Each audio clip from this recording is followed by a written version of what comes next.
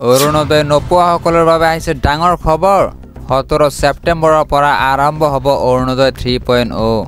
সাজু কৰক আপোনাৰ নথি পত্ৰ। অৰুণোদয় নোপোৱাসকলৰ বাবে আহিছে ডাঙৰ খবৰ। 17 ছেপ্টেম্বৰৰ পৰা আৰম্ভ হ'ব অৰুণোদয় 3.0। এতিয়াৰ পৰা অৰুণোদয়ৰ লগতে পাব ৰন্ধন গেছৰ ধন। অৰুণোদয় আঁচনিত সাঙুৰি লোৱা হ'ব 40 লাখ হিতাধিকাৰীক। 17 ছেপ্টেম্বৰত আনুষ্ঠানিকভাৱে মুকলি কৰা হ'ব অৰুণোদয় 3.0। 40 লাখ পৰিয়ালে লাভ কৰিব এই সুবিধা। অৰুণোদয়ৰ পৰিয়াললৈ চৰকাৰে দিব LPGৰ ৰাজ সাহায্য। LPG কিনিলে 250 টকা ৰাজ সাহায্য দিব চৰকাৰে।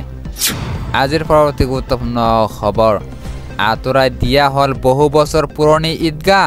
এই মুহূৰ্তত আহি পৰিছে এটা বিগ ব্ৰেকিং নিউজ। ৱাকফৰ ভূমিত পথ নিৰ্মাণৰ বিৰোধিতাৰে হাজাৰ হাজাৰ মুছলমানৰ প্ৰতিবাদ।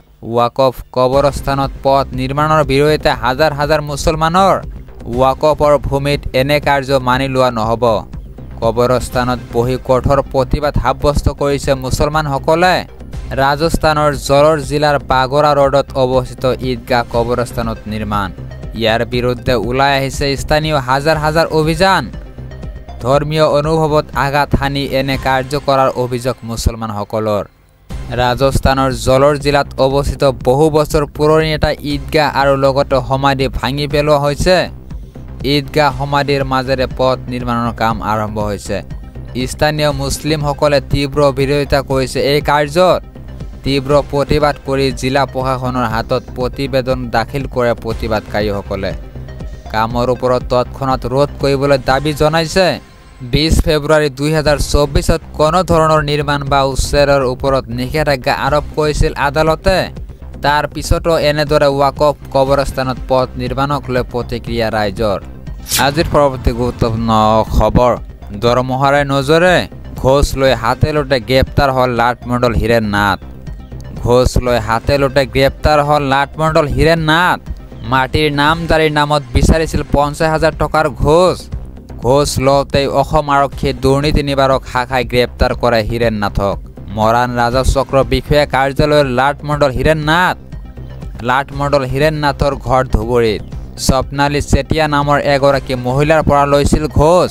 আজিৰ পৰৱৰ্তী গুৰুত্বপূৰ্ণ খবৰ, সাজু কৰা হৈছে শ বুলডজাৰ, লগতে JCB আৰু সাজু হৈছে 2-3 হাজাৰ আৰক্ষী। 8 আগষ্টত উজনিত চলিব সৰ্ববৃহৎ উচ্ছেদ অভিযান।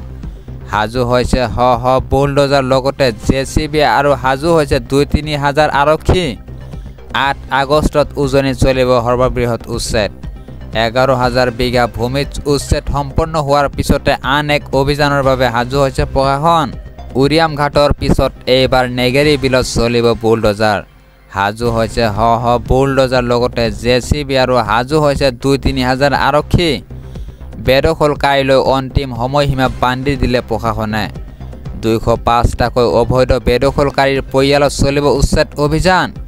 প্ৰশাসনৰ অন্তিম দিন ঘোষণাৰ পিছতে হাহাকাৰ লাগিছে বেদখলকাৰীৰ পৰিয়ালত।